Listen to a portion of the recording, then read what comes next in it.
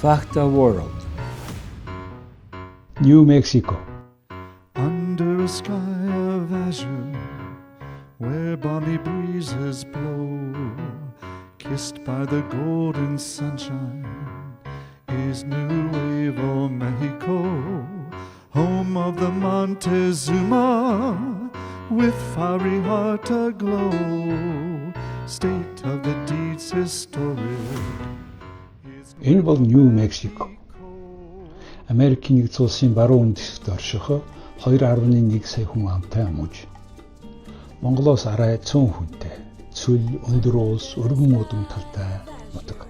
Энд харагдахгүй байгаач энэ бол хүн төрөлхтний түүхийг үрд өөрчилсөн газар. Энд атомын 90 үеийг хэлсэн. Товч баримтууд. New Mexico үнэхээр Монголтай адилхан. Говь цөл хангай нурууд уулдсан гэж төсөөлж болно. Хязгааргүй тэнгэр, цөөн хүн ам, эрсдэс уур амьсгалтай. Монгол улсын газар нутгийн 3.1-ээс энцэх газар 2 сая хүн амьдарч байна. Гэхдээ гайхалтай нь New Mexico бол нэг хүнд ногдох PhD цолтой докторийн тоогоор Америкийн нэгдсэн улсад тэргүүлдэг. Яагаад? Лос Аламосын үндэсний лаборатори, Сан Диегийн үндэсний лабораториуд, дэлхийн хамгийн дэвшилттэй физикийн судалгаа яг энэ аслагдсан цөлд явагддаг. Эдийн засгийн 3 тулгууртай холбооны лабораториуд, газрын тусбаа байгалийн хийн олборлолт, аялал жуулчлал. Тань санагдаж байна уу? Баялаг нөөц, засгийн газрын оролцоо, гайхамшигтай байгаль яг л Монгол шиг. New Mexico штатын Шинэ Мексик гэдэг штатын төв нийслэл хот Санта Фе хотын хамгийн хуучны талбай дээр ирж байна. Энэ ганц New Mexico-гийн хуучин талбай ч биш. Америкийн нэгдсэн улсын утга дэвсгэр дээр байгаа хамгийн анхны нийслэл хотын хамгийн гол талбай юм байна. 1500-аад оны эцсээр Испаниуд Латин Америкийн одоо энэ урд хэсгийг эзэлж исэн. Кристофер Колумб 1493 онд Америк твийг нээсэн. Бахамын арал дээр анх удаага ингэж бууж байсан. Тэгээ удалгүй дэлхийн хамгийн хүчирхэг далайн гүрэн байсан Испаниуд 1500 оны эцэг гэхэд энд үндсэндээ Испаниуд ир сууршиж байсан. Тэгээ Латин Америкийг тэр чигээр нь иргэнхийдээ эзэлсэн. Тэгээд 1580-аад онд Испани эзэмшлийн хамгийн хойд нутаг болох өнөөдрийн энэ New Mexico энэ хамгийн өөрийнхөө үсийн төвийг нээж исэн юм гэсэн түүхээрээ 1850 он гэхэд Америкууд эднийхийг одоо манай нутаг зарласан байсан. Гэхдээ ахаад 60 жилийн дараа 1912 онд л зөвхөн энэ New Mexico улс бол Америкийн нэгдсэн улсын 47 дахь муж болж байна гэж, штат болж байна гэж зарлаа. Тэгээд энэ том Америкийн нэгдсэн улсын нэг хэсэг нь болсон. 3 соёлын өвлөл. Харин New Mexico-ийг үнэхээр онцлог болгож байгаа зүйл бол Америкийн өөр хаанч байхгүй 3 соёл иргэншил. Угуул Америкууд, Испаничууд, Англо-Америкчууд 400 гаруй жилийн турш гүнзгий холилдсон нийтлэг. Зүгээр л зэрэгцэн амьдардаг биш. Нэгдмэл нийгэм. Pueblo ард түмэнд 10-аад мянган жилийн турш амьдарч ирсэн.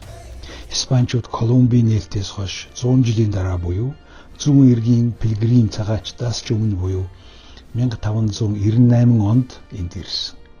300 жилийн дараа 1848 онд Америкийн нэгдсэн улсын нэг хэсэг нь болсон. Өнөө хүртэл энэ 3 соёл энд байгаа амьд бүгдийг хэлбэржүүлсээр л байна. Улаано ногооно. Та үүнийг амтаар мэдэрч болно. Үнэхээр New Mexico-ийн албан ёсны асуулт улс төр эсвэл эдийн засгийн тухай биш. Улаано ногооно. Улаан жинжүү юу, ногоон жинжүү юу гэсэн. Ресторан бүрт хоол бүрээ үгэлж, ингэж асуух юм аа. Цочид эргэлздэг. Нутгийнхан шууд хариулдаг юм байна. Үнэн сонин. Чинжүү уугуул Америкуудын таримл ургамал, Испани тариаланчдын арга барил, Америкийн худалдаачдын нэгдэл. Тавган дээрх 400-ны бүтээл. Мэддэг эсвэл орон нутгийн хүний хариулт нь Christmas буюу улаан, ногоон, хоёуланг нь хамт гэсэн үг. Эртний ба орчин үеийн парадокс. Одоо Нью Мексикийг тодорхойлдог парадокс буюу онцлог байдал нь Шинэ Мексикийн хойд хэсэгт Taos Pueblo гэдэг газар бий. Олон мянган жил тасралтгүй суурьшсан Хойд Америкийн хамгийн эртний хот. Америкийн нэгдсэн улсын нутаг дэвсгэр дээр байгаа хамгийн эртний засаг захиргааны нэгж удирдагч нарын ордон гэсэн юм байшинд байна. 1610 онд Испаниуд өөрийнхөө эзэмшлийн хамгийн хойд хэсэгт байгуулсан хотын удирдлагынх нь заал гэж юм байшин ингээд байна. Тэр дотор одоо ингээд байж Америкийн нэгдсэн улсын хамгийн хуучин хамгийн дээр үеийн нийслэл хотын захиргааных нь байшин юм байна. 1610 онд гэсэн тийм ээ энийг анх Испаниуд барьсан.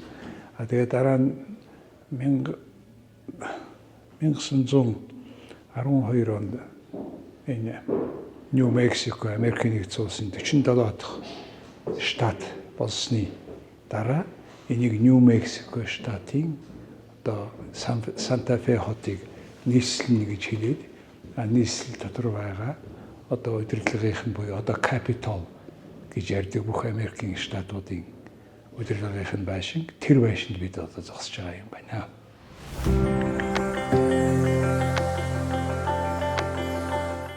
Мужийн нийслэл Санта Фе энэ Испаниар ариун шүтэн гэсэн үг юм байна. Хотоос баруун хойш 60 км-ийн зайд орших бас нэг суурин бол Лос Аламос. Эрдэмтэд атомыг задагж анхны цөмийн зэвсэг бүтээсэн газар. Хүмүүс сайн дураараа нийтийн цахилгаан болон цэвэр усны шугамд холбогдохгүй дотор нь амьдарч байгаа эртний шавар барилгууд. Гэтэл яг дэргэд нь орчин үеийн квант тооцооны лабораториуд. Уугуул мэрэгэн ухаан, орчин үеийн физик, нэг газарт нэг муж. Уламжлал болон инновацийн хоорондох зөрчил. Монголтой төсөөтэй байгаа биз? Өв уламжлалаа хүндэтгэхийн зэрэгцээ мэдлэгийн эдийн засгийг хэрхэн бүтээх бэ? Нью Мексико энэ асуултанд харьцангуй хамгийн удаан хариулж тэмцэж иржээ.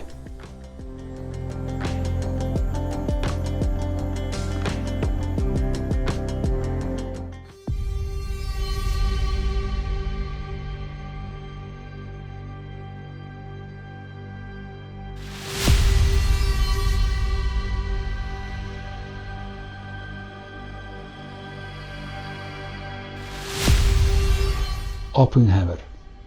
Энэ тэмцэл бол эргээд энэ бүгдийг өөрчилсөн нэгэн хүн руу хүргэдэг. Роберт Оппенхаймер.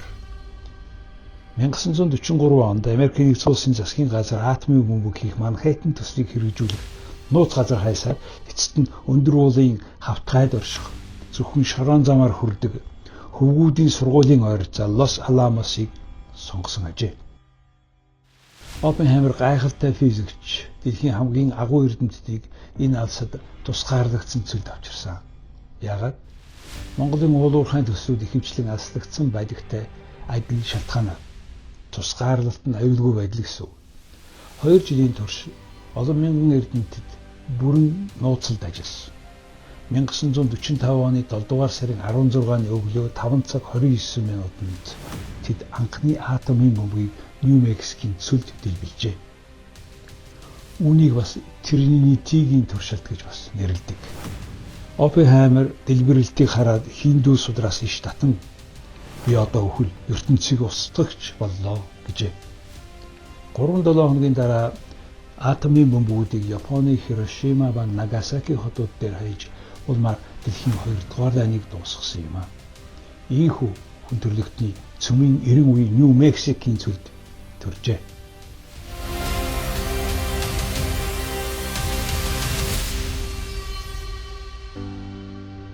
Монголтой холбоо.